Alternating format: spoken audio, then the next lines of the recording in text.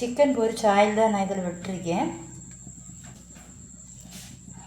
Oil heat ஆனதும் கடுகு விட்டுடலாம்.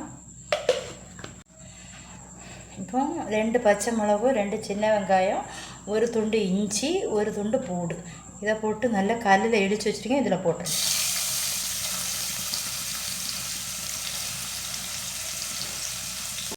நல்லா பொரிஞ்சதுக்கப்புறம் 2 வெங்காயம் கட் பண்ணி வச்சுருக்கேன்.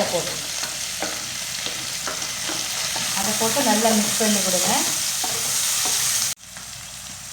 ஒரு உருளைக்கிழங்கு, ஒரு தக்காளி, 2 உருளைக்கிழங்கு சேர்த்துக்கிறேங்க. நான் என்கிட்ட ஒன்று தான் இருந்துச்சு.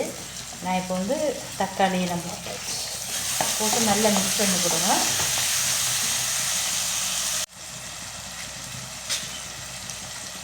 வெங்காயம் வதங்குறதுக்கு 1/2 டீஸ்பூன் சால்ட்டு சேர்த்துக்கிறேன். இப்போ மல்லி இலை புதினா இலை போட்டு கொடுக்கலாம்.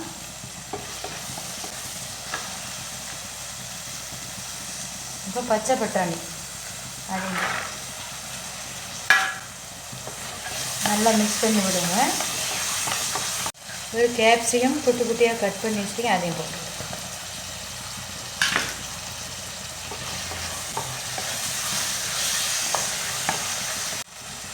ஒரு 10 நிமிஷம் மூடி வச்சுக்கலாம். ஒரு மீடியமாக வச்சுக்கலாம்.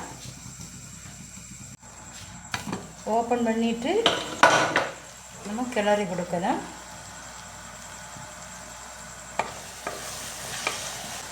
அரை டீஸ்பூன் வத்தல் மிளகாய் பொடி போடுங்க. 1/4 டீஸ்பூன் மஞ்சள்தூள், 10 ரூபாய்க்கு சிக்கன் மசாலா,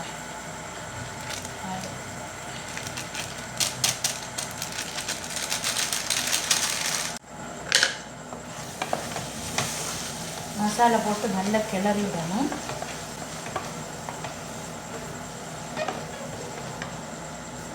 ரெண்டு டீஸ்பூன் தயிர் சேர்த்துக்கிடுங்க. அப்போ டேஸ்ட்டாக இருக்கும். நம்ம கிரேவிக்கு தண்ணி சேர்த்துக்கிறேன். கெட்டில் கொதிச்ச தண்ணி. டேஸ்ட்டு சூப்பராக இருக்கு. இப்போ மல்லியில் போட்டுடலாம். போட்டுட்டு நம்ம மூடி வச்சிடலாம்.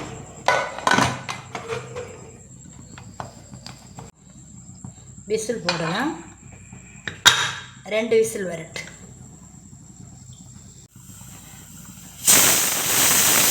ஸ்டவ் ஆஃப் பண்ணிடலாம். ஒரு பவுலுக்கு நான் மாற்றி விட்டுட்டேன். கண்டிப்பாக ட்ரை பண்ணி பாருங்கள். இப்போ மல்லி இலை புதினா இலை லைட்டாக தூவி விட்டுட்டு மறக்காமல் சேனலை சப்ஸ்கிரைப் பண்ணி